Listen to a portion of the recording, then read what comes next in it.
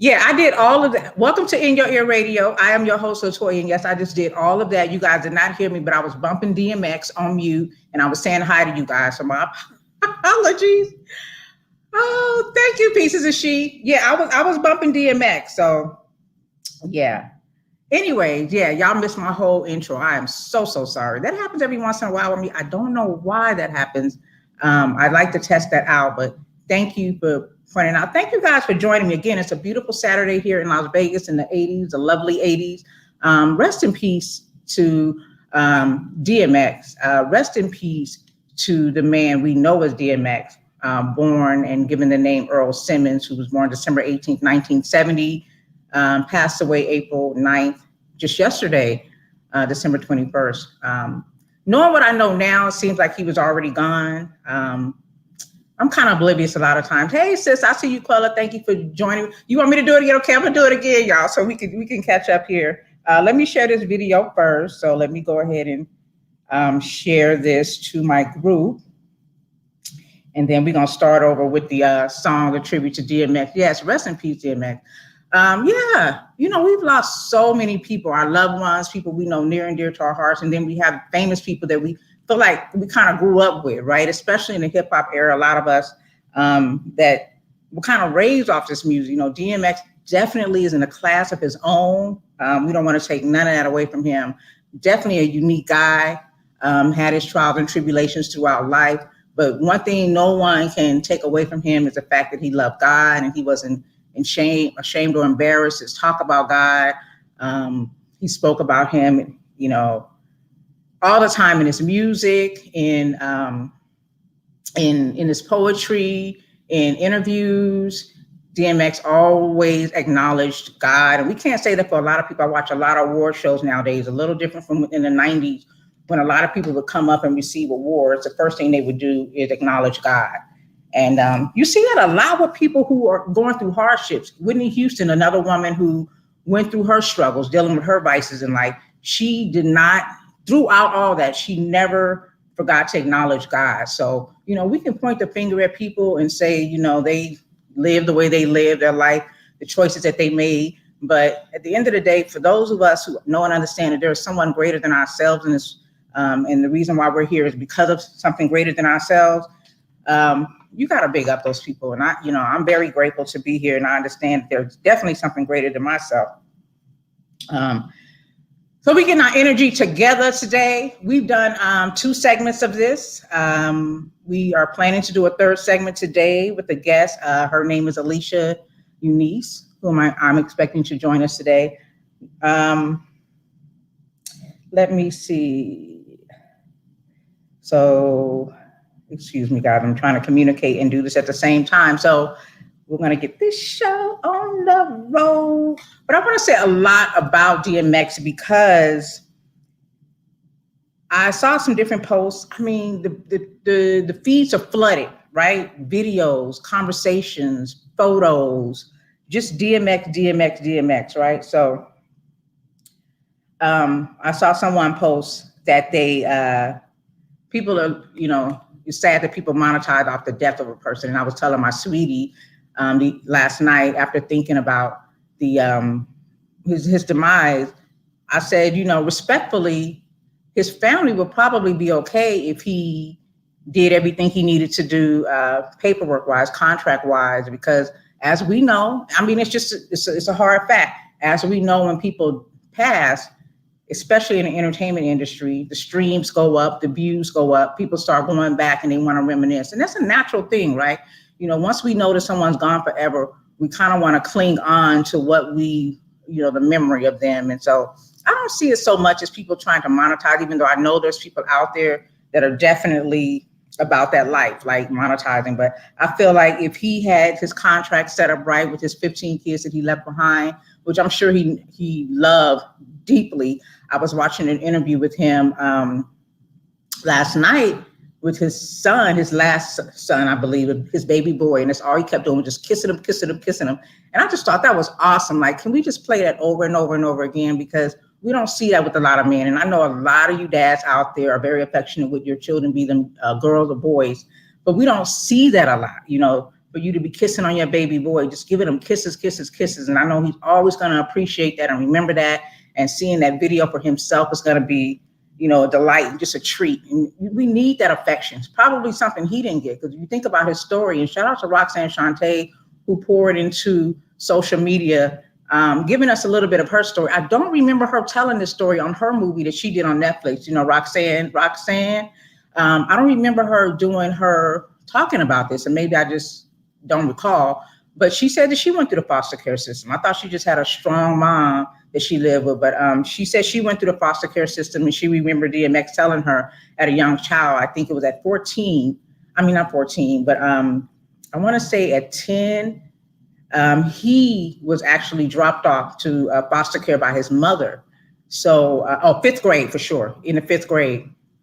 And she was saying how, when he was telling her this story, it was a trip. She told him we were just going to take a visit. They got dressed and left, but she literally dropped him off there. So he spent his life in and out of foster care. And she talked about how hard it was for her and why she is who she is today, because in the foster care system, she talked about how there were people in this system that really just get these kids just for a check. So there's no love involved. There's no grooming. There's no raising. There's no family involved. It's just you get a check and a bed and a meal, and that's it. And she had to fight to protect her body, her peace of mind. She didn't know anybody to trust. So who knows what happened to DMX going through this foster care system, what he went through. Some of the things that we know for sure, that he was beaten by his stepfather, his mother. He definitely was introduced to drugs at, I think, the age of 14, crack cocaine to be specific. And he went through a lot. So,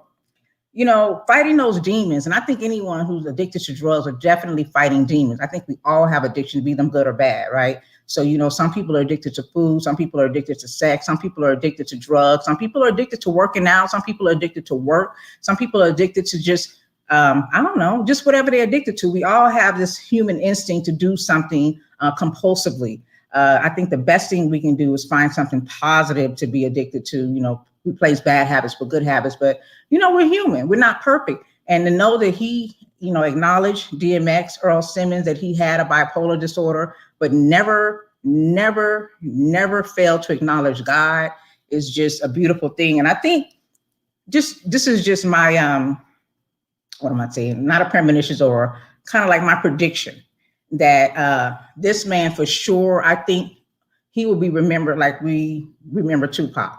Like, I think, Tupac's poetry and his art in hip hop went down into the school. So you can go to, there's college courses about Tupac, right? About his writings and his art and his craft. And I think DMX would be the same, because he was very, very complex, but he had a lot of poetry. I was listening to some people paying their respects to him, listening to other radio shows, and people were calling in saying that their mom introduced him to DMX as a child and only allowed them to listen because he prayed. It's that he cussed, but he also prays, and there's poetry. So they wanted to expose their children to a Black male who was definitely the picture frame person of a straight up thug, rough around the edges for sure, in them streets for sure, but obviously full of intelligence. And that's what we, respect about our street dudes. We'll never take that away from our street dudes, because, a lot of times we disrespect our street people. When I say street people, I'm talking about people that are, probably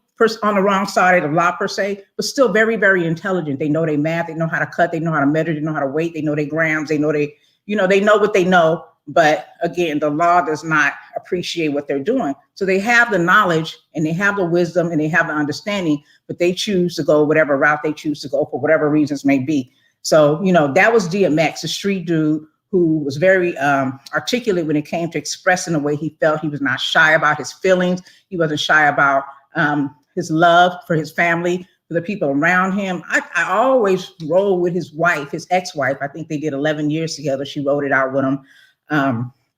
What was her name? DMX's wife.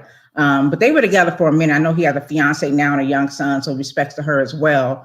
But his first wife's name was Tashira Simmons, and I think they married in 1990. But total, 15 kids, 4 with Tashira, and she was a real rider. I mean, I was amazed by the fact that she said she fell in love with him after she saw him robbing an old lady. I'm like, who raised you? Who raised you?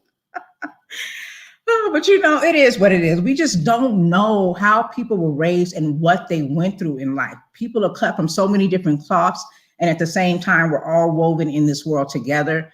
And once you understand a person's past, you can understand where they're at in the present. And I think a lot of people are going to reflect now on Earl Simmons, aka DMX, which stands for DMX actually stands for Dark Man X.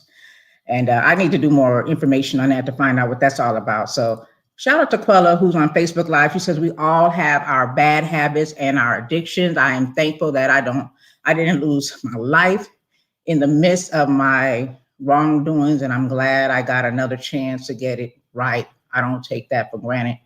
Yes, thank God for that. I'm so glad. And I say the same thing. None of us have been perfect, right? None of us have done everything right. We can't. If we're human, we cannot be perfect, period, end. Put a D and a T at the end of that.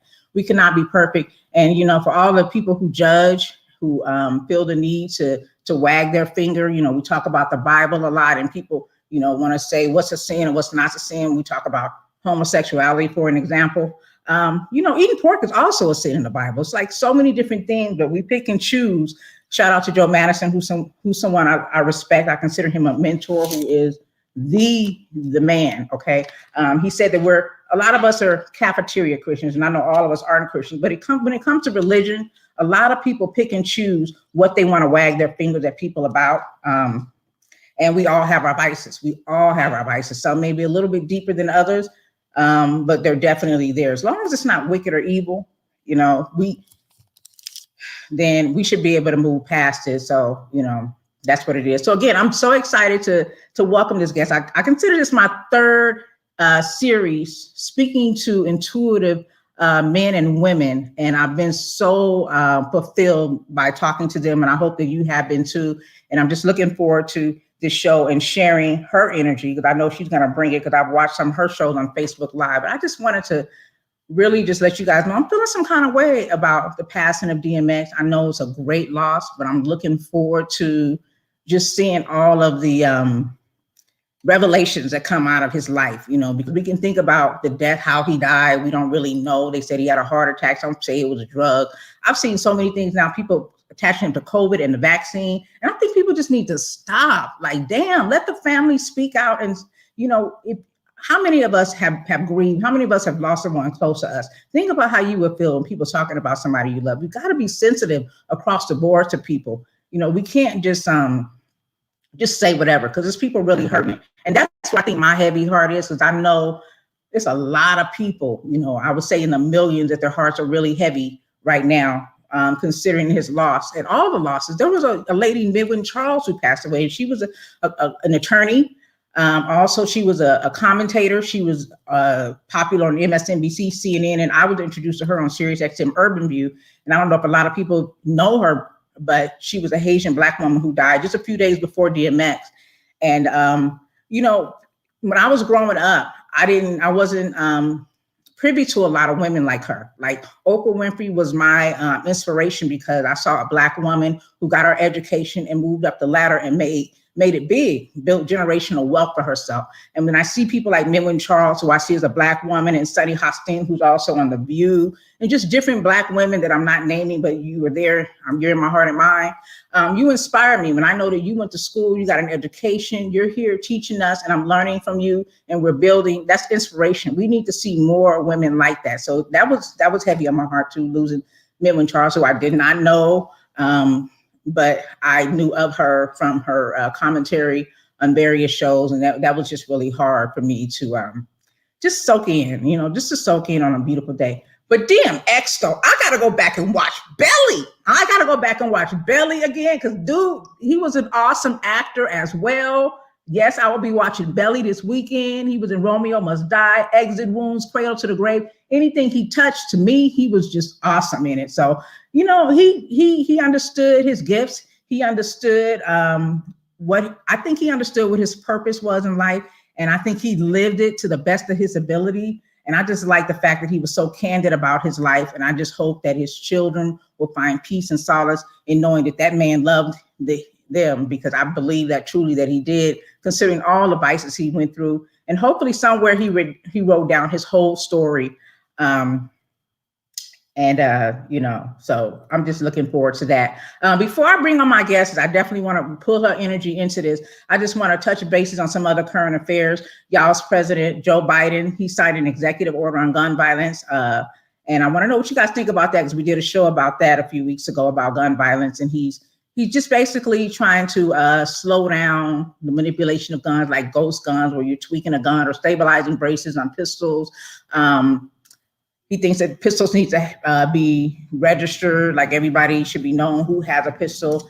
He wants to reinstate the boyfriend law, where if you were convicted of domestic violence, you could not purchase a gun. He wants to reinstate that. That was rescinded in 2004, and he wants to reinstate that. So I wonder how you guys feel about that.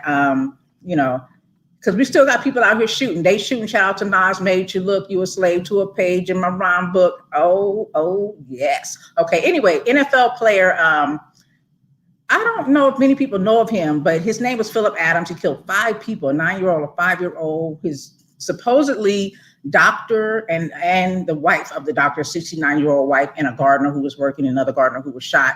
This just happened a couple of days ago too. It's a lot going on, you guys. It's a lot going on. So this gun violence thing is still something that needs to be addressed. I don't really know what the answer is. I don't know if Joe Biden has the answer, because are these mass shooters going in with ghost guns? Are they not registered gun owners? I mean, the last dude who shot up on, was it Walmart? I think he had just bought his gun. He was a registered gun owner.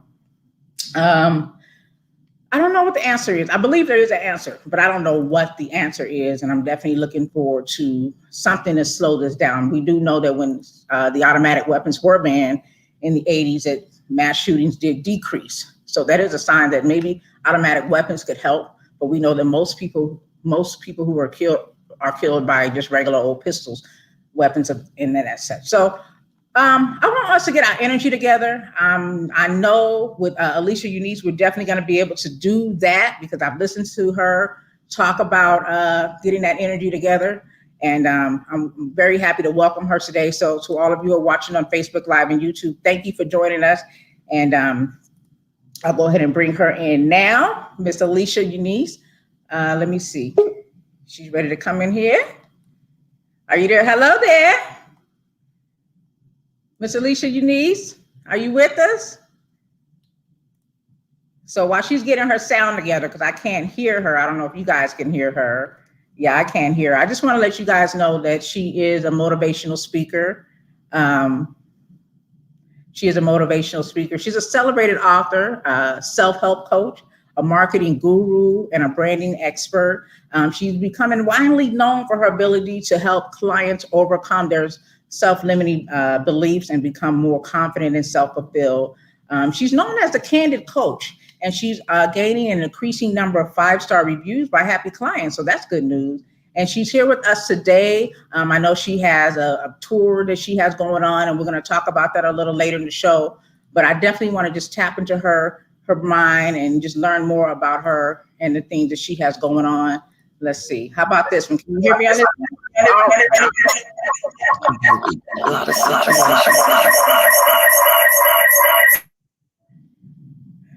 So we getting the sound together. I think we're okay. So we got an echo. Do you have any other devices on? So if you have any other devices on, you might have to turn those off or down. Let me think, what else? Mic is now off, and I am going to see what's going on.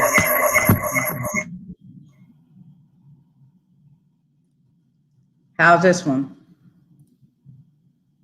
Can you hear me?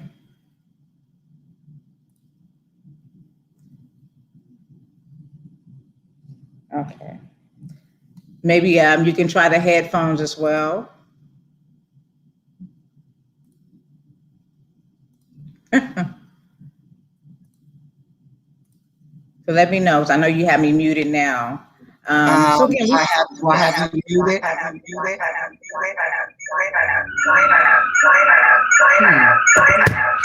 Okay.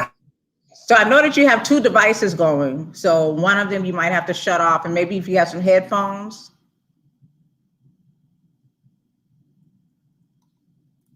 So again, this is my third segment of speaking to intuitive, gifted people. I would say through our first segment, we spoke to a lady by the name of Candace and Denson, and she was awesome.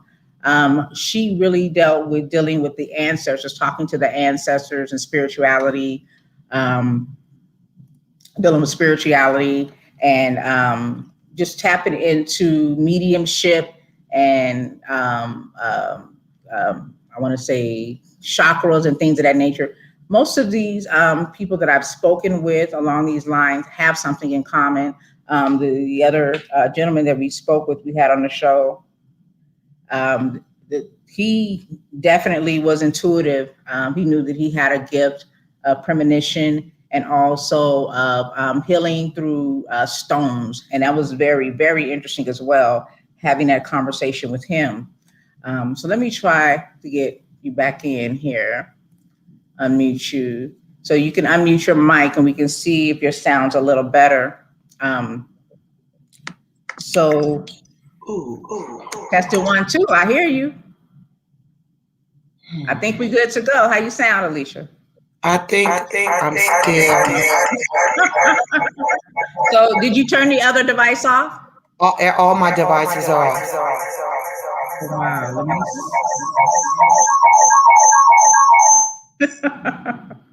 wow, that's interesting. So let me see on my end, make sure the audio is good, the sound. Thank you guys for hanging with us. You know, when you're doing live, sometimes these things come about. You know, we have issues that we have to resolve while on live. So my apologies, but we'll get it together. Is there an echo cancellation you have? Are you on a computer? I am on my computer. Okay, so when you click on cam or mic, do you see that anywhere? You can go in and click on echo cancellation.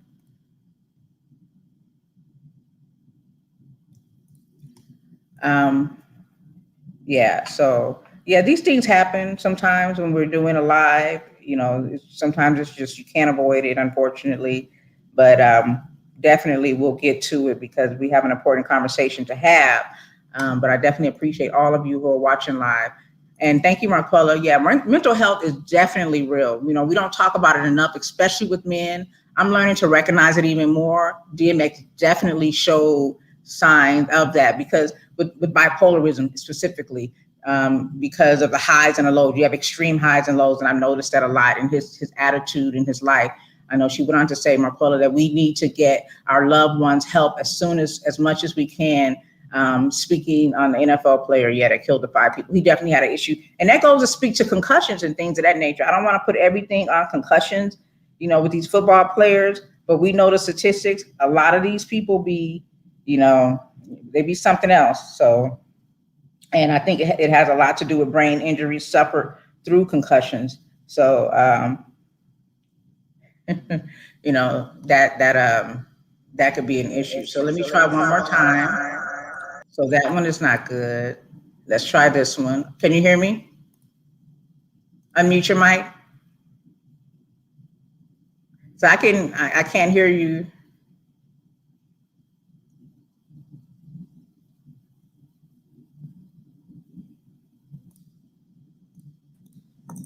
Can you hear me? I can, but we still have to. And I did turn off the mount cancellation. Let me make sure it's off. Yeah. Okay, default. I wonder what that is. And then I should see.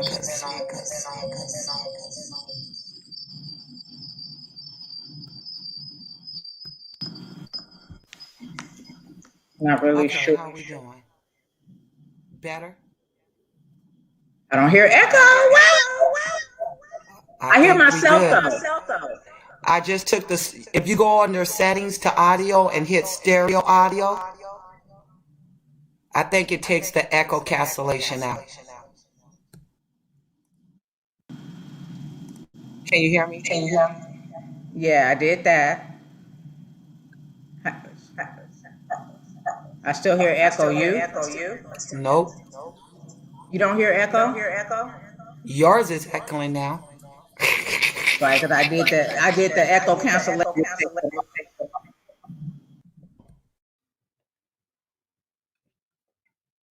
How we sounding?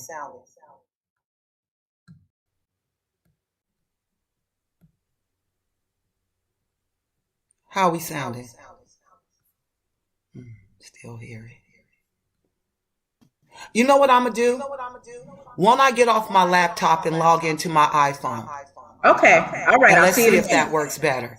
Okay.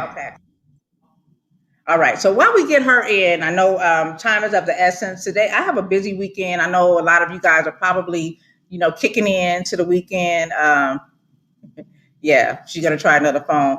I have a lot going on as well, so I'm just looking forward to spending a little time with you guys to talk about things. So let's just dig into these current affairs again. I want to know how you guys are doing with these vaccinations. If you don't know, I posted earlier in the week because it was something on my mind about the vaccination. I think it's kind of like a contradiction because all we know from the experts, what they've been telling us is I've been following them closely because I need to know and understand what they know and understand is that this vaccine basically is just in place to prevent people from dying, right? They don't know yet if it's going to prevent the spread. They believe that you can still contract COVID even after being vaccinated, getting both shots, and also you can be asymptomatic, but the overall thing is that it prevents you from dying. So that is what we know for sure about this vaccine. But I'm hearing a lot of talk about maybe making it mandatory for students to enter into school and have to take the vaccine. Um, let's see, and also with travel, there's been talks of travel. So some people are concerned that maybe to travel in and out of the country, we may have to be vaccinated. But again, if the vaccine does not stop the spread of COVID, then why is there talk of making this mandated? I understand that if you love and care about the people, that you want to get as many people as possible vaccinated, because at least if you do get sick, it's just like any other flu virus, your probability of surviving is over 80%, which, I can dig it. I can dig it. But to say that it's mandatory and not be able to eradicate it, I just have questions. I got questions and I need answers. So that is something definitely I wanted to build on and talk about. So I don't know how you guys feel about that, but that was, just something that kind of bothered me. Another thing that was interesting, we did a show a couple of weeks back as well. We talked about racism in the classroom, and I focused mainly on racism, speaking to white teachers, teaching Black students and how that affected these students. And, I stood on my soapbox and said what I had to say about it, talked about certain things that were trending in the news with teachers mad at a boy for wearing a hoodie that said Black Kings, talking about a teacher who wanted a child to kneel, a white teacher who wanted a child to kneel and to apologize because that was a Nigerian way. Talking about how schools, how the policing is deep in urban communities where they're very violent towards our young Black boys and girls, and how they're the most commonly known to be arrested and charged and pipeline to prison system and things of that nature. So we talked a lot about that, focusing on racism. And after that show, some people watch this. A lot of you do. You watch the show after it airs live, and I appreciate y'all. Thank y'all so much. Just thank you for watching, period. I love when you live because then I can interact. I like to interact with y'all. If y'all don't know, I love when you guys comment and share, because I don't want to just sit up here and talk. I don't know what y'all think, but I'm really not a real talker. I just feel like there's a lot that needs to be known, said, and shared and spread. And that's why I have this platform. But I'm not really a talkative person. I spend a lot of time alone, cool with it. And so I'm not, I wouldn't have been known as a talkative person. I don't know, Mom, if you're watching, or somebody who knows me growing up, you can attest to that. But so I had people respond after watching this show, and their feedback was, and these were older people, I would say over 60, who said they experienced racism by way of Black teachers. And I was like, clutching my pearls, like, what? And, I never considered that, considering I only had one Black teacher in my senior year in high school. But the comments were related to Black teachers telling them they'll never amount to anything, and you ain't nothing, and you might as well, why are you trying to do this in life? You'll never be that. And I just, definitely want to address that as well and go back and talk about that conversation again, and take it from that angle, because that's racist too. And that's systemic racism, and it's all built into the system. And it's a shame that we have Black teachers, male and female, who are talking down to our Black students who are going through what they're going through. You don't know what kids are going through when they come from home and into the classroom. I know you're not counselors, I know you're not therapists, but you definitely shouldn't be there to try to break them down. If anything, build them up, not break them down. So that was shocking to me to hear that. And especially thinking about the demographic, because the ones who responded talking about racism were, people in my parents' age group. So they experienced that more so. And I think that speaks a lot to the environment. And I'm not saying that it's not happening now, but I definitely want to have that conversation. I'm going to try to bring Eunice back in. Shout out to Pieces of She, who's addressing the COVID vaccine. She said the recovery rate was over 95% before the shot was even in place. Okay. Yeah. A lot of people are recovering, but when you have over 500,000, 500,000 people dead, listen, I shouldn't know somebody who died. And I know a few people close to family who have passed away. I feel some type of way about this. That's why I'm getting so light skinned, because I stay in the house. I need to get outside. But I'm going to try to bring Alicia back in. I definitely want to get her in. Let me see. Yep, it's still an echo. This is so unfortunate. Still an echo. So, but I feel all kind of ways about this. I feel all kind of ways about this. Alicia, how you doing? I'm doing all good. Right. All right, come on, let's get it in, because I know we got a short time. It's a big weekend for me, but I definitely wanted to big you up. I know you got stuff going on, but I definitely want to pick your brain real quick before we talk about your big event coming on next weekend. You guys, we got Alicia Eunice live, no echo. Here we go, baby. So I just want to thank you, because I've checked you out, sister. I've seen you. You're very passionate. I feel like you're a pastor in the way that you speak, in the way that you talk to us. So tell me about your background. Let's try to just do this as fast as we can. But tell me about your background and how you got into being this motivational speaker.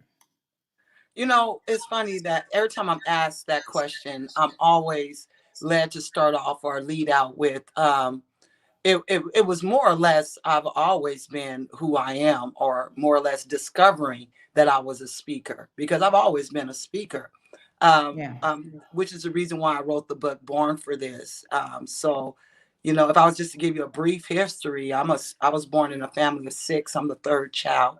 And just like most of us that grew up around the 70s, 80s, we grew up in a certain demographic. And I believe I've always rebelled against my demographic. But when you ask who is Alicia Eunice, I will just tell you I'm just me. And when I try to describe that personality, that's rough, because there's so many dimensions about me. But if we categorize it within just me as a coach, I'm a coach, born a coach. That's what I love to do. And so I want to know if you want to get a little more in detail. I definitely do. Okay, so I said that I wasn't very talkative. So I'm imagining you being a talkative child. Did you get notes at home saying you talked a lot in class? Always in trouble for talking. That's right, talking. I was always in trouble for talking. Every time I turned around, it was church. So it was, and then it goes with, you mentioned chakras earlier. Is just always about balancing everything. And so just to give a little bit of my background, I was born and raised in Kojic, Church of God in Christ. So you will hear a lot of that flavor, and because it's in my roots. I was born in it. And so being that I had such a strict relationship through Church of God in Christ, or through religion, period, I think I dipped off when I was 13 years old into crack cocaine. That was my drug of choice. And wow, really? Yes, crack cocaine. What age? 13. You? 13. I was just talking about DMX at 14. Wow. How long did it take you to kick that? Or did you? You know what? I don't know. I'm asking. No, like I was a dope fiend in my past life.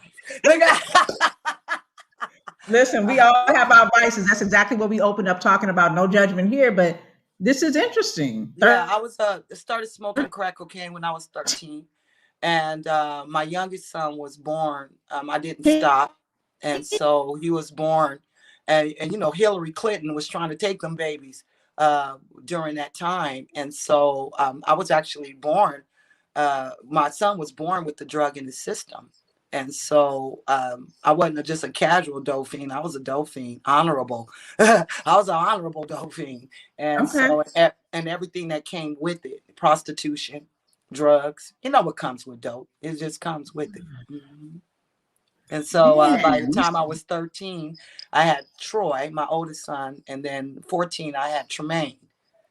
So I was a dope fiend with 2 kids. Fortunately and unfortunately, I stopped using the drug with my oldest son. And with my youngest son, it just didn't bear that easy to stop smoking. And so that's the first 13, 14, 15, 16, 17, 18, and it led me into prostitution. So it was the crack cocaine and then the prostitution, of course, it comes right with it. Anytime you're addicted to anything, there's way you have to fund that addiction. And so that led me into that path of drug addiction. And so that is a part of my canvas. We don't ever yes, want to, we don't want to know. I mean, we see people in their glory, but we don't want to know the story. You got to know my story. You can't just that's see me right. in glory and be like, oh, she's there. Nah, there's a story here. Yeah. Yes, indeed. There's definitely a path to where Yes, you are. but prophetically speaking, my gift really ran me through the church. I started using my gift, and in the church they call it prophetic. In the world they call it Mhm. mystical. And so, but the gift was already there. I was drawn to tarot and other things just because it ran the tool of who I was very well. So those are just tools, but I don't need them.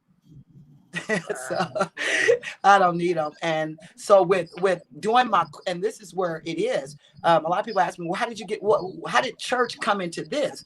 Well, Yeah. with any emancipation, I don't know about you, but you know, I don't like Gerber no more. You know, when I first started eating Gerber, I don't even remember. But I bet you, as a child, my taste buds really enjoyed some Gerber. But as I a don't remember. 33, and I know I don't, but I know at 33 or 34 or 42 or 48, it Yeah, probably don't taste all that well to me anymore. I And can that's imagine because, it. no, and so we change and we emancipate. And so everything in our environment must emancipate. And so for me, it's like the church or where I was, it was just getting the milk of the word. I don't need just the milk. I need to get into the meat so I can, as I'm evolving, that this level of evolvement takes me into the next level of consciousness. Mhm. Awesome. So evolving, that was with your last child. What was the breaking moment for you to just remove yourself from drugs? My children, Really? my children is just like, I wasn't on the journey yet. And Yeah. so anything that I connected to had to be something that was worth more than me to me, because I didn't understand the ideology that I have to be more important to me. So Yeah. anything that was connected to my outer world that made me feel sufficient, my children, my mama, who I'm from, where I'm born, Black, Africa, you know, whatever exterior thing that I could find to make me whole within myself, that was the device I used. I didn't know core work yet. You know what I mean? Yeah. So I know that no matter what comes in my life, come or go, children, mama, daddy. I didn't understand that whether it comes or goes, I must stay cored up. I have to be grounded. And so Yeah. Wow. that was just my journey into coming off of drugs. And that's why I always tell people religion and any dynamic, and it's always a stepping point. It's not the end thereof.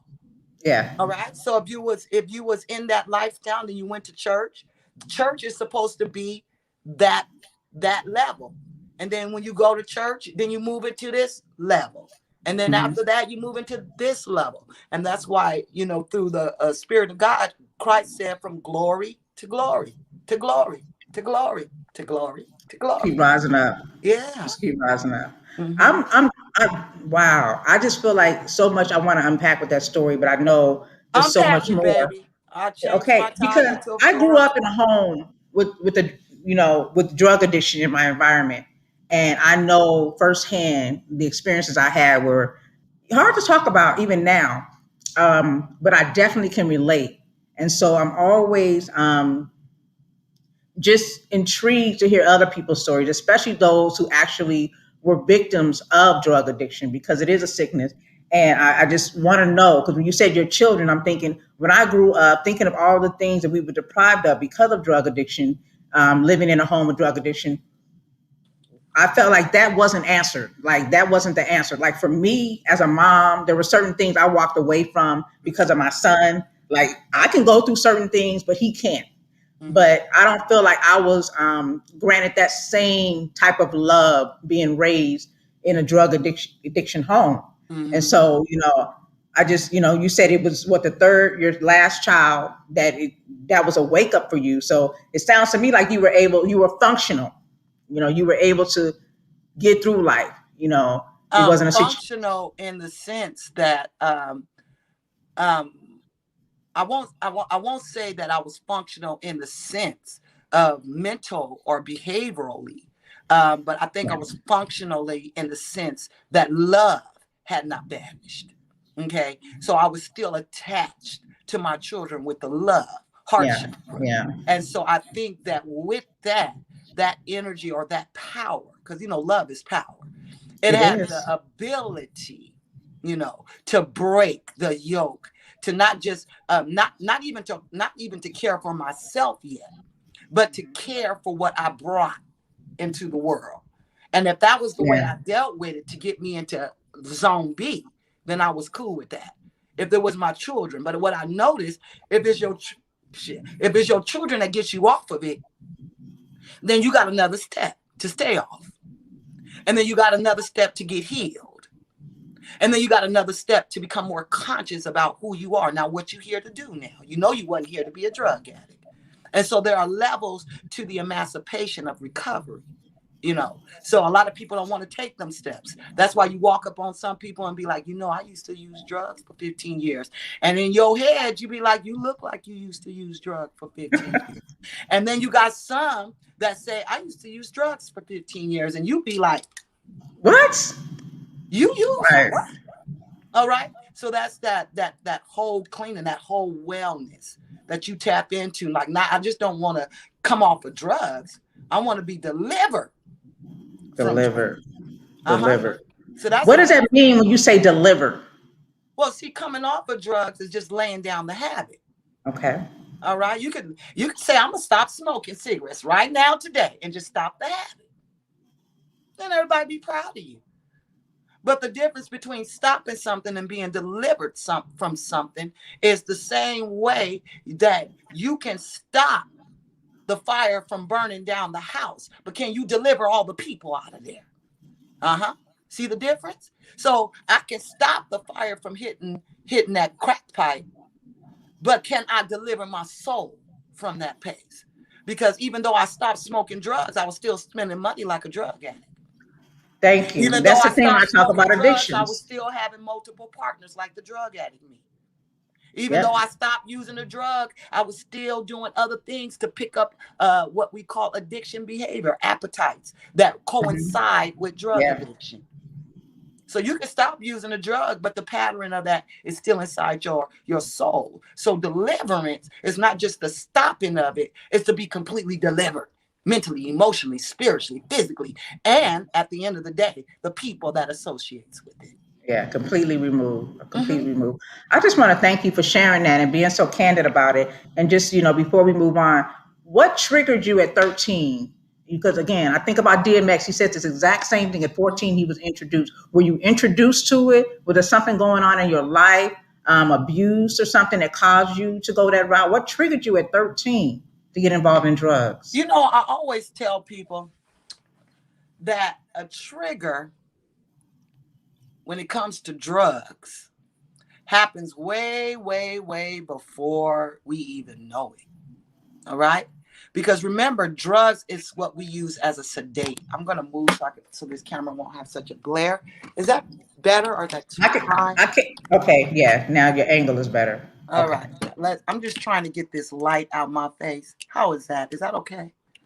Yeah, I got windows, so I'm real bright. I'm real light. Plus, I be in the house, so I'm almost clear. But I Okay. know what you're saying. All right. And so with getting into drugs, the brokenness happened when I was molested. The Mm. brokenness happened when I was tampered with as a child. All right. The constriction happened in my sacral area before I was able to get a grounding in my root chakra, before I was able to become planted like a tree river by the water and get grounded in my whole first 5 years. I was traumatized, you see. And so my belief system down in that grounding where it should have been nourished and I was supposed to discover and what, right there in that chakra hit me too soon. Like somebody grown opened something up into me. And now I have a sacral chakra that's opened at 5, that's experiencing pleasure in the area called sexual. And I'm not mentally able to consume it because some grown man fondled and played and humped and did things to me. And now my sacral chakra is out of whack. And so now I'm trying to find a way to define myself in a crisis or a trauma atmosphere. I'm traumatized. Yeah. And so what happens with trauma when it sets up at such a young age, trauma begets trauma begets trauma. And then at the end of the day, you're traumatizing yourself. You just sabotaging yourself in trauma Yeah. because you don't really know the different direction. You know what I'm Yes. saying? And so by the time you get up in the heart chakra and other things, you're already dysfunction because that root chakra was already tampered with. It was already toe off. And Yeah. so drugs are most likely inevitable because in the sacral chakra are addictions or anything to console pain and hurt. Wow. Wow. Thank Mm-hmm. you again for sharing that. Mm-hmm. That's so deep. That is so deep, and it just falls right in line with the conversation we were having earlier, talking about DMX. So I just appreciate you sharing that so Mm-hmm. much. When I'm listening to you, even with I call this my third segment because I've interviewed two other spiritual healers on the show, and although they've been different in what their approach is, they're similar as well. And one of the things I found that's very similar with the spiritual healers and intuitive people that I've talked to and interviewed is their background with Christianity. And Mm-hmm. I just find that very interesting that I guess that's just what it is here, raised in America. That is, the one of the common religions that we all grew up from. Do you feel like are you Christian? Are you religious? I'm not religious at all. There's Okay. nothing about Christendom or church or religion that aligns with anything that is in the ascension. And this is one of the strongest conversations that I have about ascending and being a master ascender or being on the ascension or moving in consciousness or moving in the ability. Religion in itself or in its rightful state is not bad because it's a stepping stone into spirituality. All right. And the thing about religion is that some people need rules and regulations to kind of conquer certain Yeah. things. Yeah. But when you emancipate, I love the conversation because I'm very versed in religion. I know the Bible. I went to Israel for over 14 days. I studied um, um, there's no book that has to do with the Bible that I probably haven't studied. The book of Josephus, the book of the histories of the nomads, the books of the Essenes, the book. I mean, I've read so much to where the knowledge of Christianity and religion is. You got to be really versed to come from me. You can't be in church for 20 years and tell me about your church or tell me about religion. If we talk religion, you got to be real, almost theologian, because not many people that went to church all their life can talk about the church or can I talk think you need about to say that a little louder for the people in the back. not everybody that went to church for 20 years can talk. That's all they can talk is church. They have no apologetics for the rightful discussion of the Bible. You cannot debate with me no Bible if you don't have the rightful apologetics, and you cannot make the Bible harmonize. Get your hermeneutics together before you come for anybody with your religion. It will not stand. And how do you get that? How do you put that in sync? Your harmony and your religion, your beliefs. How do you sync that? Well, the harmony of the gospel is just like the harmony in the choir, all right? You got sopranos, you got altos, you got tenors. And if they all start singing off beat, you know that mess don't sound right to us in the church. We be like, Yeah. altos is off. You know, Yeah, she's we be singing off saying key, and I wish I never met her at that all. one. Okay. We be sitting up there judging about them tenors. Y'all come on, tenors. Well, that's just Yes. how it is in any walk of life when you are explaining something. See, when you start in Genesis and in Revelation, that Bible got to harmonize. It has a the Yeah. harmony with it. And if you don't know how to harmonize the gospel, you're going to end up in religion. So now the apostolics took this part out. They believe that it's, this. And Kojic believes the Father, Son, and the Holy Ghost. And that, like I said, apostolic, Jesus only, and Catholicism is just, where did you go with that? And then at the end of the day, where is your purpose and I am? Because when you get done with all of that tradition and all of that religion, who are you? Right. Who are you? Who are you? Because we already see what the church did. The church is failing. Am I right? The church not failing, but they're not in the place. You gotta have the energy for at each emancipation. And if the Yeah. church stay where they are here, they're gonna lose the following. Yeah. I haven't, I hate to say this, but I'm going to be honest and candid. The only time I really go into the church is when I'm paying my respects for someone who's transitioned. Growing up, I was deeply in the church. My grandmother was a pastor, evangelist, also prophesied, and we spent many days in the church, long hours in the church. And I think that kind of discouraged me from being in the church. Right. But I never strayed away from my spirituality. And she knew that. She always told me, as long as you know, you know. So she never pushed religion on me, but she just knew that I knew God, and that's all that she cared about. That I knew God, and she wasn't ever worried about me. And I appreciate her for having that trust in me and praying for me as well. But I think the church has a lot to answer to and a lot to work on, because I mentioned this earlier. I was talking about cafeteria Christians, how people pick and choose religion when they want to talk about pro-choice and homosexuality. But then when you lick your index finger and you flip through a couple more pages, it also says other things about covering your body, wearing double up on the clothing that you wear, and covering your face, your hair, the women, and eating healthy. And they don't push that. We still eat the pork. We still do certain things that Jesus spoke about that was ungodly. So those are the kind of things that discourage me from religion per se. I just want to be a do-gooder. Shout out to the Beverly Hillbillies.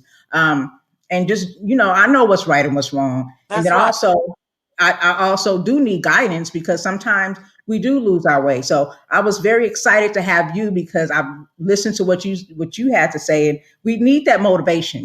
We need people to remind us when we feel like we're not, we lose our way, or we're off track, or we just stuck. And I felt stuck for a few years, just not understanding where I'm supposed to go. And I'm still fighting that. When you talk about purpose, your purpose. If you ask me what mine is, I can't really, it's not definitive.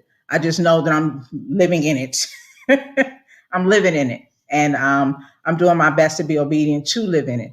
But I don't know if I'm doing what I'm doing. And I feel like DMX's Earl Simmons energy is here today, because the way that you're speaking and your story is kind of like in line with his. Let me share something with you so you can laugh. Okay. DMX is one of my favorite artists. Okay. I literally channel his energy like every time I'm a DMX channel. I know even now, I know he hasn't ascended off the earth. I know his energy is still here. He will ascend. He will ascend. He will ascend. But his energy is still very strong on the earth because he is going to work with a lot of light workers with the Yeah. message. The messenger, and so he'll be working with a lot of the light workers that are still on the earth to help us Yeah. with our message. DMX had a message, and I do know I tapped into his energy, and he struggled with checking out. He struggled with it, but it was his choice. It was Yeah. his choice. He has seen enough, and he served his stripes very Yeah. well. Yeah. And so, my boy, Yeah. love me Yeah. some DMX. That's Yeah. I feel good about that energy because I feel that, especially talking to you right now. When you got into being a prophetic spiritual advisor, was that after your third son, after you delivered from drug abuse? Was that when you went on to, pursue this and reach the masses with the message? you know what I wanted to say about that is that this energy is in us. We're born with it, Yeah. right? This is there. I think what I needed to work through was the trauma of what destroyed my understanding of the gift.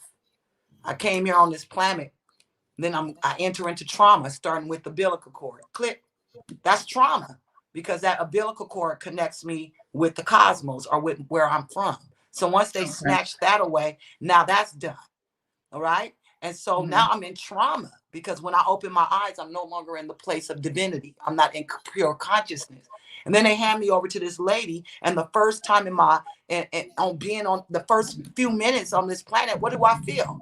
They give me to this lady, and this lady hugs me and hold me. That's the first time I feel like where I come from through this lady. Her name is Mom. And she's the one that makes me feel like heaven after being Yeah. traumatized of opening my eyes on earth. She comes and she gives me this love. And so when she gives me this love, that's the woman I trust for love and nurturing and grounding. But in the real world, our mothers are human. So the first time I'm ever going to be traumatized is going to be probably through my mother, which separates me from understanding love.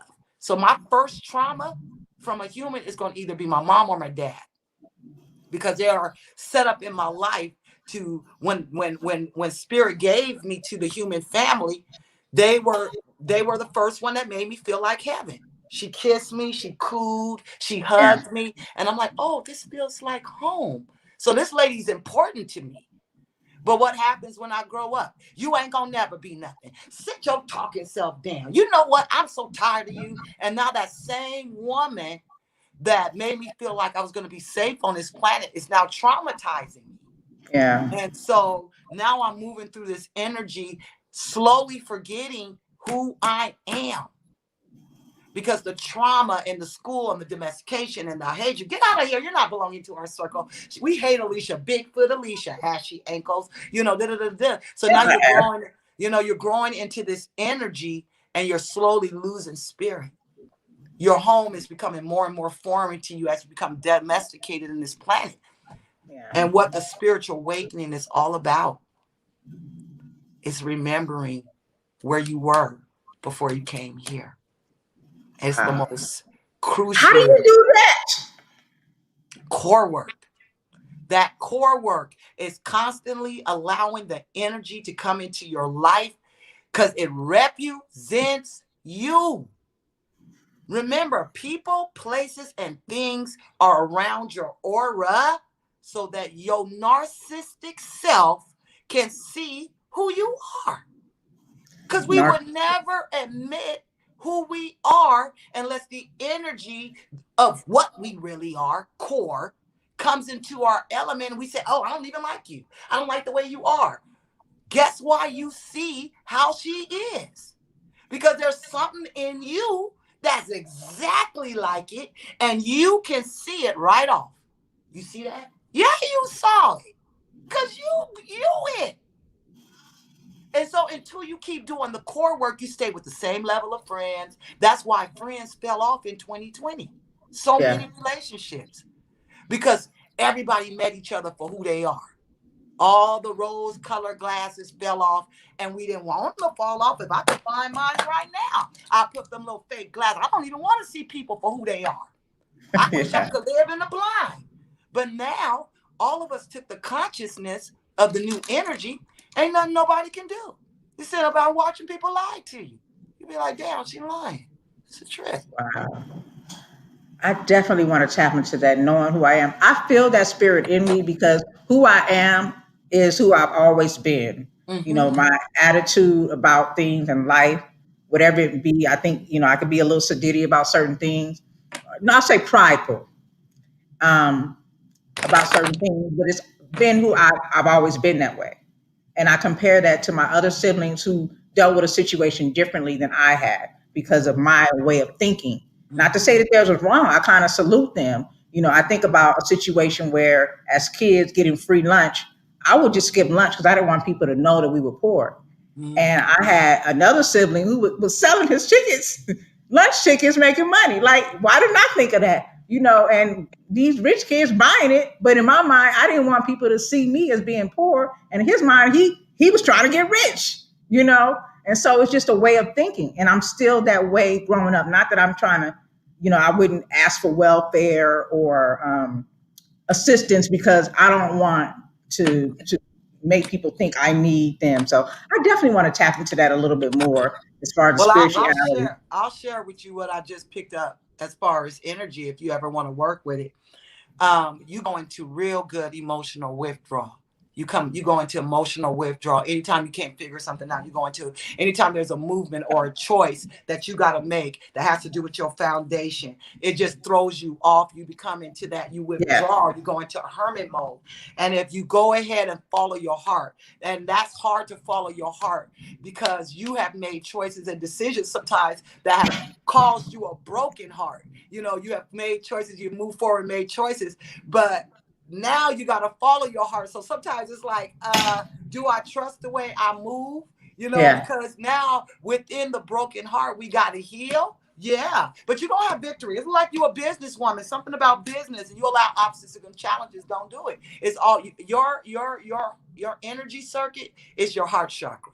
I can tell you yeah, right now, it's all here, right here, right here. And I promise you, once you release the emotional energy, especially when it comes to the childhood, I'm seeing some stuff that yeah. happened there, something that happened there. So, and once you release that heart energy, you got flow incoming. Your grandmother passed. Am I correct? I'm sorry, say that Your again. grandmother passed. Yeah, she did. She All right, passed. Yeah, she right one of my here. grandmothers. She right here, right there. I know. Yeah, your grandmother like literally right here telling me to follow your destiny. Yeah, like she want to talk to you, but she can't. We on live. Your grandmother like literally trying to tell me something. I'm not gonna let her do it. She's trying to tell me something. Yeah, she want to talk. She want to talk. She don't answer there. How Uh-uh. do I talk to her? Yeah, she trying to talk through me to you. She said you scared to move out into the world because you doubt yourself and you're full of fear. She wanted me to tell you you're a dreamer and that things come to you through insight or something of the sort, something about insight, that you're very intuitive and you don't trust yourself. It's time for you to move. Like there's a wheel of fortune in front of you and you just sit there looking at it going, Church. and yep, and you won't move, okay? Life cycles and family transformation. It's a transformation. You can't do nothing about it. All right. This is change, all about change. This transformation is going to cause you to create some things different. And she told me to tell you to stop, let the lost love go. She said, you just let it go. It's taking a lot of your strength. And she said, you got to walk in your power now. And that's why it had to leave. And she said, it's the achievement time for you. You got to walk along, enter into your inner sanctuary. But she said, you've been grieving a lot. And she said, everything that was removed out of your life, it just wasn't going with you.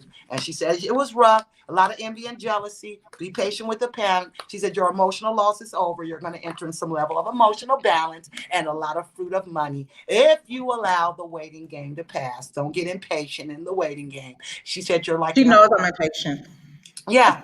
Yeah. She said she's in a holding pattern and she wants to land. And the runway is not clear for her yet. And we're removing some things for her because she landed or injured the way she lands.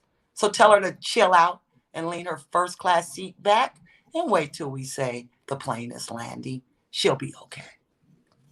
That's what they wanted me to tell you. Facts. And Jesus is going to always be your healer. She said, you're not leaving Jesus. Quit running around with that thought. You're not leaving Jesus. Jesus is the rock of ages, baby. You're not doing nothing. He's in another age. He's no longer in the age of Pisces. He's moved into the age of the Aquarius. He's in Aquarian energy. You must flow. All right? Not control. Flow. Flow. Flow. What does that mean to move from the age of Pisces to Aquarius? And what is your sign? I'm a Gemini.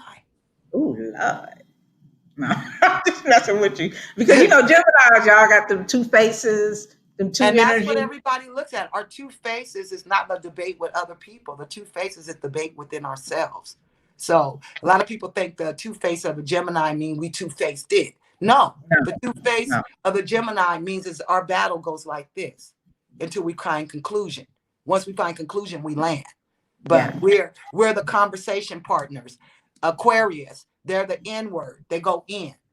They go in. I'll do it my way. It has to sit right with me. I'm on my island. Air sign. Libra.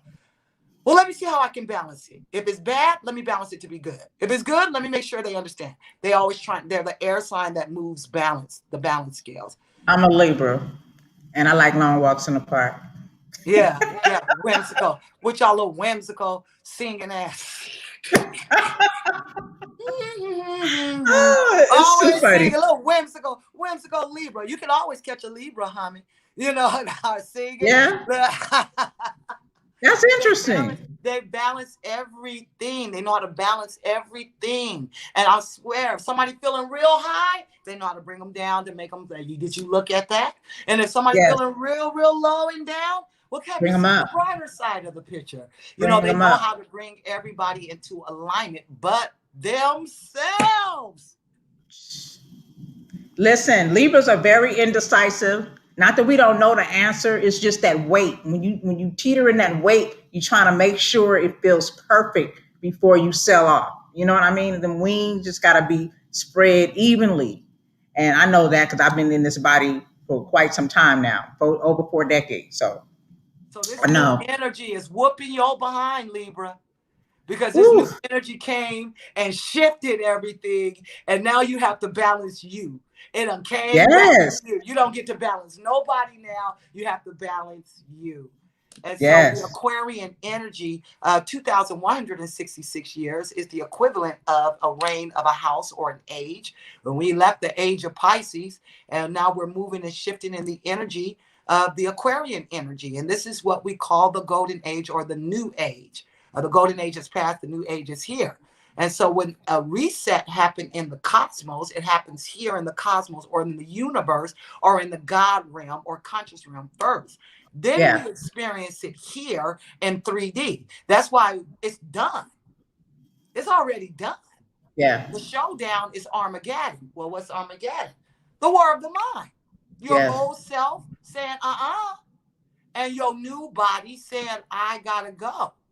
And now you got the malfunction of the 3-dimensional COVID that's keeping everybody. The COVID shot is there to keep everybody 3-dimensional. It's keep everybody 3-dimensional, to keep everybody sustained, not to take the emancipation. The government cannot afford everybody to walk in consciousness. And so that is going to mellow out consciousness. It's going to keep everybody in 3-dimensional. I need help.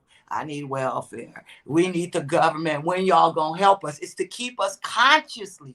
The shit is messing with our consciousness. Has nothing to do with curing anything. It's to take your consciousness so the ascension won't happen to you consciously. It's to keep you like this. Droid. It's not, and the emancipation or the conscious emancipation is for all. Gaia took the consciousness. The earth, everything obedient to the universe took the consciousness already. All right? The reason why we are people or human still haven't caught on, and many of us will take that shot because we want to go back to the way the things used to be, and it's not going to happen. And that's going to cause the malfunction of the human race because it's not going to go back. It's not. No, I think definitely with this pandemic, it has awakened the consciousness of a lot of people, um, shown them who they are. For me, thank God, I already knew, and comfortable in my skin, but still a lot of things that you said I resonate with. There are some things that I'm working on, and I think that I do get in my own way. I do see the wheel of fortune. I do see myself being afraid to move in that direction with all the assets that I have. It's like right there, but what happens next? So Yeah, it's that solar plex. I want to control the outcome. And spirit world and the cosmos was saying, you not. Sorry. Your solar power or your sun, which is the solar plex within the alignment of your chakras, is trying to control. And that's where you have an overactive solar power. You want to control the outcome, and that's not alignment with your root chakra. Your root chakra is grounding you. You just said, I know who I am. I do know who I am, and I'm comfortable.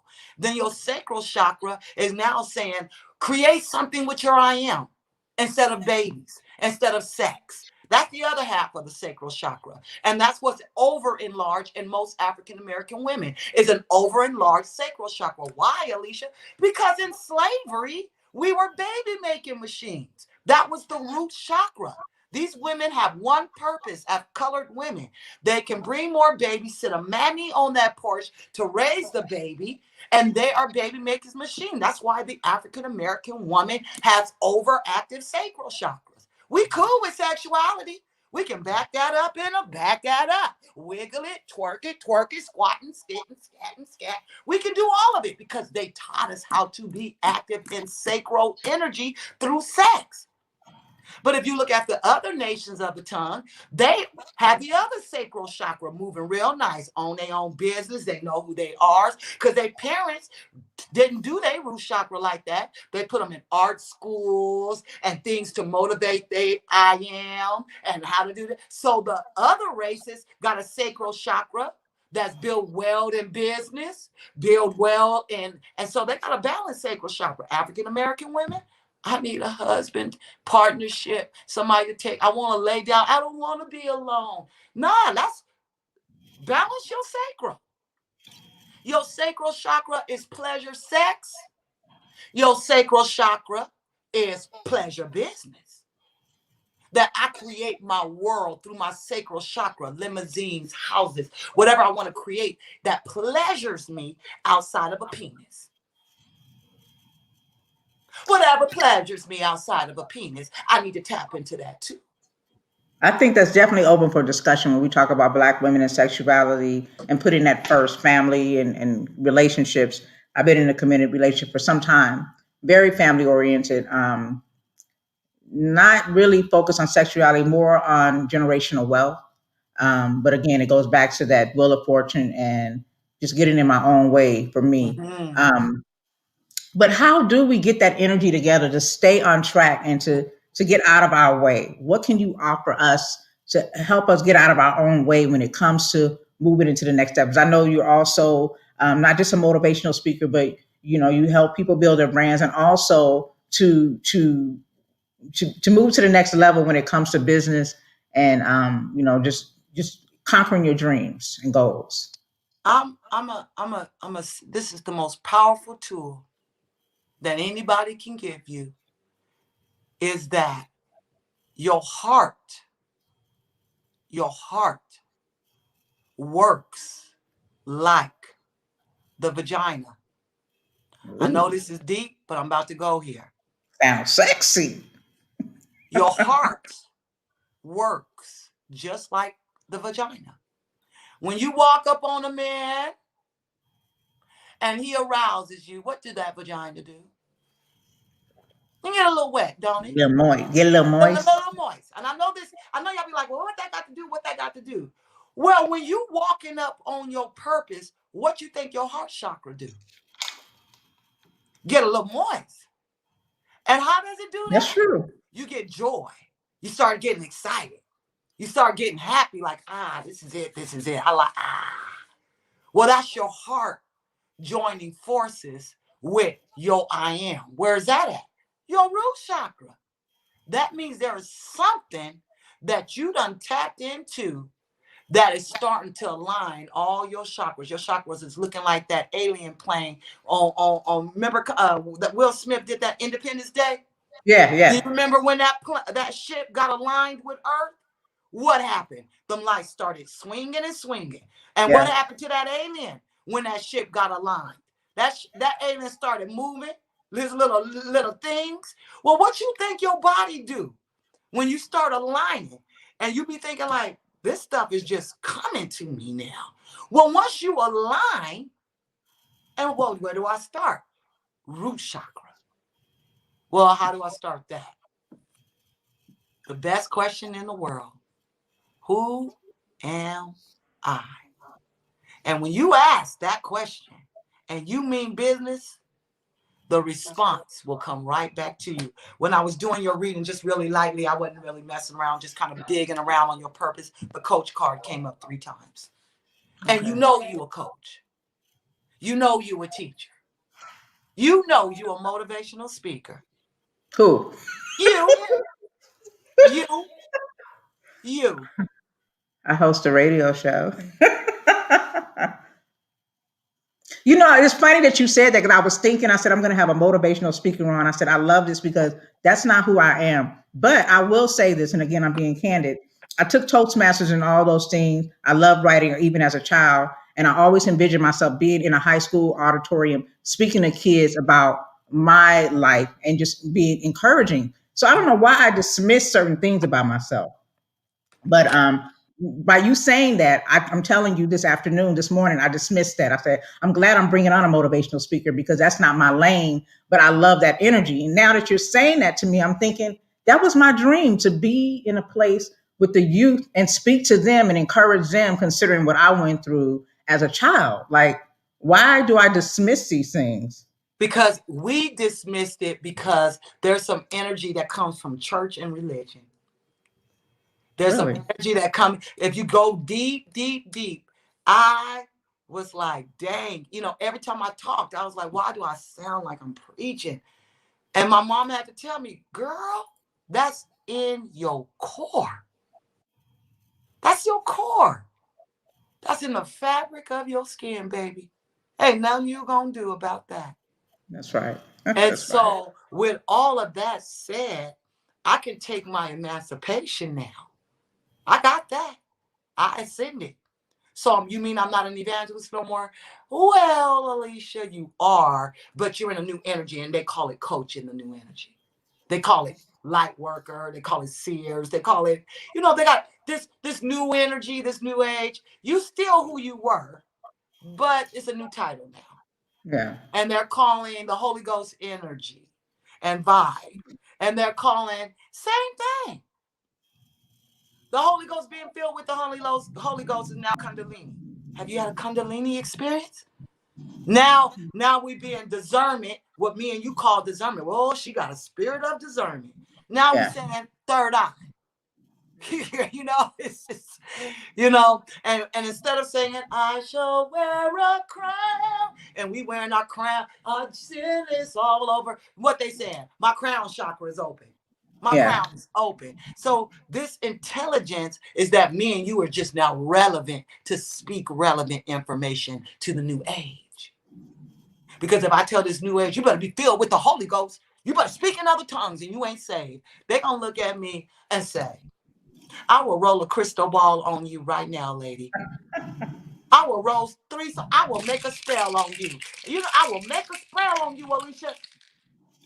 Because if you don't understand how to be relevant to the new age, you're not relevant at all. Amazing. I didn't know what to expect with having you on. I knew that it was going to be fulfilling because I just knew that. And I listened. I hadn't planned on even doing a show. We're celebrating our sweetie's special day today. But I said, you know what? This needs to happen. And I need to do this. And, we're going to make it happen. And I'm so glad that I did because Yeah, this was you're definitely walking in your truth and you are definitely anointed and you are definitely, I think, living in your purpose because whenever you can inspire others, like I said, I've watched your your lives, your energy is high, and you have a message, and I appreciate that. I appreciate that about you, and I'm just looking Bless forward you. to connecting with you. So much more I want to unpack, and we can't just do it in one show in one I sitting. know. I know you have a book. I do. I have a book called Born for This. I usually have Born for Born This. for this talk. Yeah, and that Yeah. book is all about you know, you're not here. When I say you're born for this, the power of that is just there. When you are brought here, manufactured by the cosmos, with all the amenities, hey, glory, that you will need to sustain your lifetime here on this planet. I mean, all of the amenities, everything you need to be glorious, right? And so you came here with that. And then when you got here, there's some people that tried to tweak and say, I wanted to do this. And then as you're moving in your years and your years, you're realizing that you've been misused. Right? You've been brought here to be an iron, and folks been using you as a toaster, laying bread on top of you. Well, I was an iron, never was a toast. I'm not, right? And then when people misuse you and then can't iron their clothes without burnt stuff getting out on their clothes, and they be like, I'm Yeah. gonna throw you away. You a dirty iron, you messing up my clothes. Well, didn't nobody tell you to make toast on me for 15 years, mama?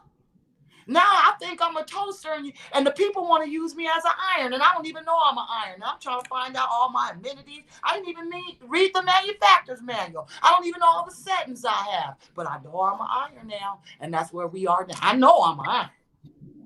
Now, people might have been making toast on me, and people might have been using me to warm up their blankets so they can get all the wrong ways. So now I'm a little confused about my amenities. But you are iron. You iron. And not only you are iron woman, you are iron that can sharpen me, because iron sharpen iron, don't it? Right? Iron sharpens iron. And so you learning after taking yourself back from the domestication, you like, shoot, I got steam in this. Woo. You look, I got 15 settings. Let me grab this book again to find out what these settings do. Yeah. So you know who you are. You just finding how you work. That's all you doing right now. You in your energy. Or you wouldn't even have me on the show. Your show proves you walking in your energy. Now you defining it. And when you define it, that's what brings the power. Yeah. Because you stay right in your lane. My refrigerator gives ice. My refrigerator has a water. My freezer has a freezer. My freezer has a vegetable freshener. You Yes. start using your stuff. Mm-hmm. Hey, you be selling that stuff, and then when you get up and you motivational speak, your amenities begin to work without you. You know what I mean? You're like bang, bang, bang, because they were designed to work with your call. Powerful. I'm so glad that we got to meet and talk. Yes. This is awesome. I can't wait to do it again. So I'm looking, Carice had a comment she made. She said there's definitely a level of spirituality and being connected to the universe, but it's very separate from religion. Yeah, I think both are needed. I think we do need a level of religion, just in the same way that we need certain rules and laws as civilians in the world, because we know, we come to a four-way stop that we need to look both ways. But sometimes people need some type of institution in place to be able to tell them, no, you have to stop, like, because we can't trust people to make that decision that's going to protect my life if you don't care about yours. It's kind of like with this mask thing, like, certain things have to be put into effect so that we are protecting those who know better, but still are at the burden of those who are reckless, right? Mm-hmm. So, I'm very spiritual. Not necessarily religious, but I adapt to religion in some respects. When I'm thinking about losing weight and trying to chisel my body up, it becomes a religion, right? You have to commit to certain times of the day to eat, certain times of the day to work out, certain times of hours of sleep. Like that is kind of like a religion because you are on a schedule. But me in my Libra mode, I'm really I have to break it up. I'm not really a schedule type of person. Right. I like even random. with religion, I know we need it. I know it's important, but even with religion, if the doctrine or whatever is being taught, it doesn't align with my freedom of spirituality, And Yeah. I can't even if the message is in a beautiful song that I used to listen to when I was young, I used to clap my hands and bounce. If I listen to them words and them words start talking about chaining or linking or something that has to do with the lower self, or even if the church songs sound too pitiful, we Yeah. need you, Jesus, wanting you, Jesus, running after you, Jesus. I can't do it. Yeah. No, I I mean, ain't chasing that. I ain't chasing after you. yeah. I mean, I could just give a real trivial example. I have a friend who says now she's, I think it has something to do with being Israelite, and now she doesn't wear pants anymore. To me, that's where you miss me with religion because I don't see the logic in it. I see the logic in not eating pork, understanding that it gives you high blood pressure, the side effects of eating pork, certain things that happen, being The promiscuous and way things of they that. treat pork. But wearing pants, how is that affecting me mentally, physically, or spiritually? I haven't been able to chime that in, so I X that one out. Like that don't fit in. Yeah. So yeah, Same with me with going to certain churches. Can't wear heavy makeup. And you yeah, can't wear heavy makeup. Don't, Alicia, you know the rule. I don't see what that have to do with my salvation or being right, salvaged or being holistic. Mind, body. When Jesus said, the prophet said, be ye holy, for I am holy. What man did is took a trend and tried to apply what they thought holy was. Well, the word holy comes from the graduated word holistic. And that word okay, holistic means mental, emotionally, spiritually, financially. Every part of you is holistic. How you eat, how you sleep, how you treat people. Do you register in the vibration of heart? Do you keep your energy or your aura in the heart chakra, balancing all the yeah, crown and the root? Because the heart chakra is the center point for it all. Your heart dirty, everything is. So, when you channel yeah. information from the cosmos, once it hits the heart, if your heart is evil, I don't care what, by the time that channel come through your heart, girl, you'll It's get it gonna to come the out your crown. face. It's gonna And I tell come out people your all the face. time, you talk about your ancestors, you talk about the Orisha, you talk about all of this, all of this, all of this, and how you connected with all of that. And where's your heart though? You ain't Yeah, you ain't connected with the Orisha. You ain't. Don't use words like that with me. And your heart energy. So you learn all the trending, you learn all of the ephods and all of the wording, but your heart. There's nothing to channel your heart. And that way you get all that information and somebody tip you the wrong way. You go cut a chicken heads off and take it to the EFAR, take it to somebody, and they'd be like, I yeah, need to do a sacrifice because they don't like me. And then you got somebody doing a sacrifice and you done made up with them 3 days later because you are an emotional wreck trying to use this trend to give you power to control people. Can you put my boyfriend in a jar so that he can stay with me? You little Harry Potters. Little whimsical kids now. So we can't take religion all the way because they don't have a crossroad. They just jump in from religion and now they wizards. yeah, Playing crystals, little fairies making dust, wind. And so you got to give that generation that's coming in after us a base. And that's what me and you are here for. Not to tell them it's wrong and that's witchcraft. No, it's not witchcraft. But if your man leave you for another girl and you go see an oracle to do a spell on him, that's witchcraft. yeah. And All that's right. going for So bad. That's definitely negative energy yeah, you trying to keep them at home. because you're not letting God's will, take effect. You don't believe in the And if you will. don't believe in God, you're not letting the universe, spiritual, Yeah, Buddha, we'll name all of them for you. You're yeah, still not allowing the cosmos to take over. yeah. Yeah. It's tough. It's tough. Shout out to Marmac watching on YouTube who says if the heart works like the vagina, does this apply to men, males? Is the same for the penis? I love that. Thank you for the question. Remember, metaphysically, the clitoris is the penis. It activates and acts the same way as the penis. You stroke the clit gets hard. It's the same way. Yeah, Nothing is different in the yin and yang. We're all different. We just carry a certain amount of different energy. We're all made up of yin and yang, female and male energy. yeah, All right. So there's nothing that happens to the female yin energy that doesn't happen to the yang. All right. We're let's get that right now.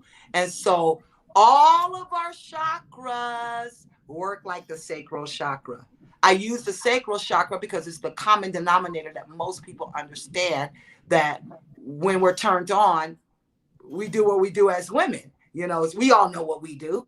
Well, when we're turned off, we know what we do It too. shuts down. It dries up. Look, That's it. it dries up. That, simply put, Because that, and so if literally that and chakra, figuratively. there you go. So if that chakra reacts like that, don't you think they all do? Your heart chakra opens up and it tightens up too. So when it feels love and Like a but flower, when it huh? don't, it shuts back up and it affects all the chakras, and now your vagina's dry. Now your thing won't get hard because the heart did like this. And so all the chakras said, and so And a yes, hardened sir. heart will harden your Huh? arteries. I said a That's hardened heart correct. will harden your arteries. That's correct. So that Awesome. that yes, sir, it does work the same for a male. I hope I answered this question. Yeah, but I definitely want to get into your. You have a tour. You're touring, which I think definitely will be adding to whoever you meet. I think it's going to be awesome. That's April 16th and 17th. It's called the. It's a Ascension 5. 5 point. Go ahead. Yes. Ascension 5.0. We in Yeah. Las Vegas. We were in Utah August 2019, and we were in Phoenix in October.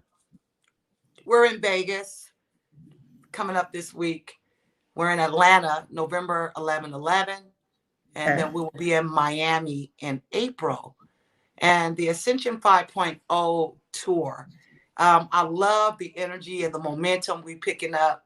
You know, this is picking up so much energy. I'm so excited. So let me stay focused. You know, when I first started birthing this energy with the Ascension, it all has started with I'm the president of Boss Up International here in Las Vegas, bringing opportunity for self-sufficient. That as a people or a culture or skin, brown skin people, because I do tap into my brown skin, that we do tap into some things that were stolen for us. See, these practices of metaphysics, meditation, yoga, all of this is this is this comes from the groundings of us. And I don't want to make this, it's a real titchy subject, especially when I got so many people of the other races that I love. But when I core in to the African American race, these are our practices. Okay. Energy work, core work, cosmos, connected to the cosmos. That was us all along. They gave us something watered down that did not meet the metaphysical qualifications for our knowing, and it shut us down, 3D'd us, and we running with it. And so what we have to understand is that we have to connect back with that. And so with the Ascension 5.0 tour, it's just that those days where we are connecting back to self. And all my breakout classes are geared toward getting into the core work, getting into shadow work, and moving into out of those blockages that sabotage us through speech, through toxic relationships. Because once you raise that vibration up, all the vibrations around your outer world must change. And Yeah. so that's what I really do in my breakout sessions, in general sessions. Is we turn up too. Don't get me wrong, we turn up Okay. because energy is important to move energy. But our breakout sessions are full of live fun, but it's all about getting into core work in a fun way. And it's like a family reunion. The Ascension 5.0, everybody that come out, that's the village.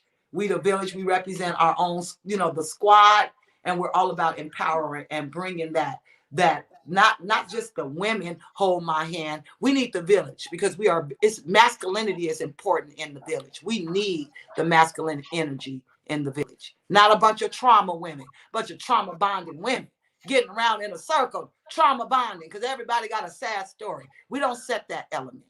I love the sister circles. I did them for 2 years. I like them, but a lot of them started to get to trauma bonding.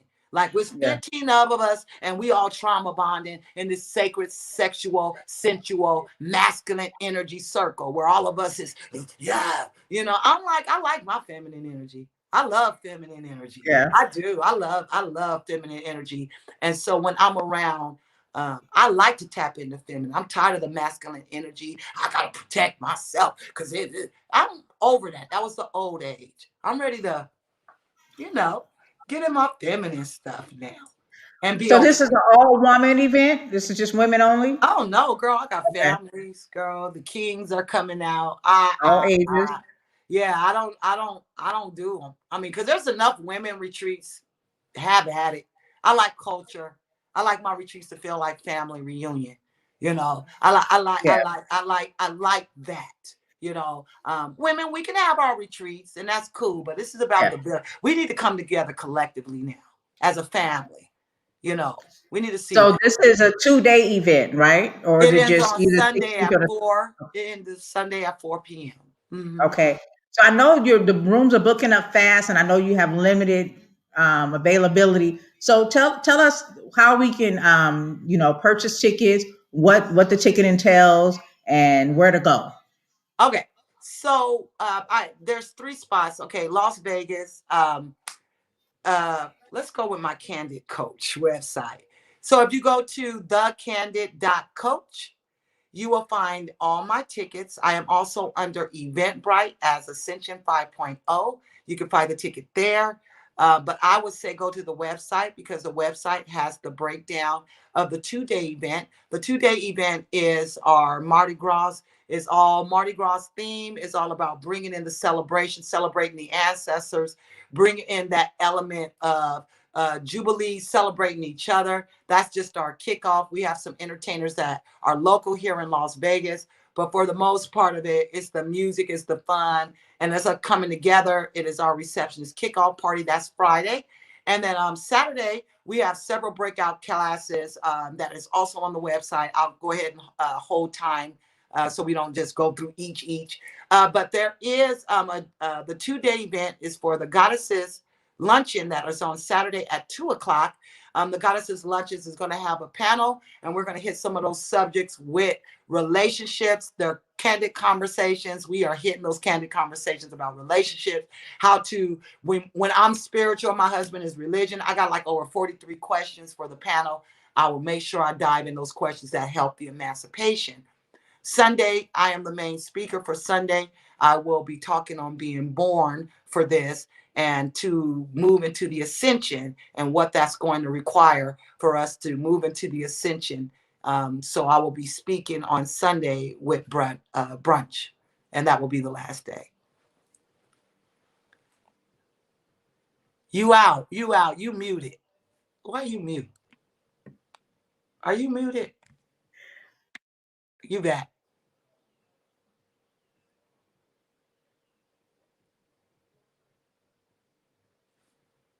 Where you go? Why that sound out? Your Okay. sound went out. For those of us, can you hear me now? For those I of us who are kind of, feeling some kind of way about the pandemic, is there any type of protocol for, social distancing or, face masks, or are there any things put in place for that? Well, what's great about the pandemic is that being at Caesars, the regulations, the Ascension 5.0 tour didn't have to go in and have to regulate anything because Caesar Palace have their restrictions in place. We are still at 6 feet apart, and the 6 feet apart is still there. And Caesars have done a great job with holding down the COVID pandemic. Everybody knows that Nevada is not where Texas is right now. We are still Sure. wearing a face mask at this time. But once we're eating or once we're doing something and we're in our session, like in Phoenix, I ain't telling people, I'm not, be as safe as you need to feel. All right. There, all of the appropriate COVID-19 guidelines are in place because we are at Caesars and Caesars have those in place. Um, but you gotta, we're a spiritual group. We are the village, and all of us ain't seeing COVID the same way. And so I do not violate people's comfort zone because by the time that second drink hit on the opening recession, and Dude, that all your DJ got inhibition. to playing that music. I was looking on them COVID masks was on tables, and that even the ones that came to the retreat, girl, talking about COVID. Girl, I'm gonna have to figure this out because I'm one of them. Was on the floor with no COVID mask, getting it out. Listen, you might see me. I'm the one who stays in the house. I'm sheltered. Like I said, I'm turning clear because I'll be so scared. But this is really something I think I really want to dig into, and I encourage.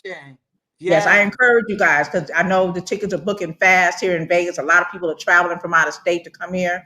And I know you have special pricing for local. So you guys go to the candid.coach to learn more about it, book your tickets, get involved, get your energy up.